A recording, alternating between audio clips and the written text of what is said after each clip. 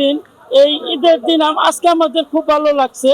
কারণ এই 30 দিন শেষে যখন আমাদের যে বাইরের বন্ধু বান্ধবরা আছে তারা সবাই আসছে, তাদের সাথে দেখা হচ্ছে, আমরা কৌশল বিনিময় করছি, তারা আমাদের খোঁজখবর নিচ্ছে, আমরা খোঁজখবর নিচ্ছি এবং আমরা বাসায় সামাই খাচ্ছে। এবার যে নির্বাচিত সরকার তার যে উনি যে পদক্ষেপটা নিছে, মোটামুটি এই পদক্ষেপটা অনেকটা আর কি যাত্রীদের ভোগান্তি কমাইছে। ইনশাল্লাহ আশা করি ভবিষ্যতে আরো ভোগান্তি কমবে। লাইফে কোনো কিছুর গ্যারান্টি নাই, তাই ইন্স্যুরেন্স করুন সিটি ব্যাংকে, কারণ ইন্স্যুরেন্স করলে সিটিতে সুরক্ষা পাবেন নিশ্চিন্তে।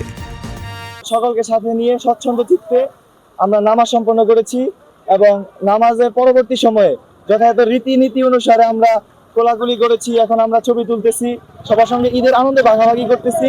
এটাই আমাদের আজকের এলাকার পরিস্থিতি। আমরা খুবই সুন্দরভাবে ঈদ উদযাপন করতেছি। দেশবাসীকে ঈদ মোবারক। এটা মানে ভিন্ন রকম, যেহেতু সরকার আওয়ামী লীগ সরকার ফ্যাসিস্ট সরকার পতন হয়েছে, তারপর থেকেই বাংলাদেশে নতুন একটি দল বিএনপি একটি দল ক্ষমতা আছে। তারপর থেকে দেশের মানে সর্বোচ্চ সবকিছু মানে স্থিতিশীল। তারপর থেকে মানুষের ঈদের আনন্দটা বেড়ে যাচ্ছে। সেই সাথে ঈদের নামাজের পরে কোলাকুলি বন্ধু বান্ধবদের সাথে ছবি তোলা, সেলফি তোলা, এগুলো নিয়ে মানুষ ব্যস্ত থাকে।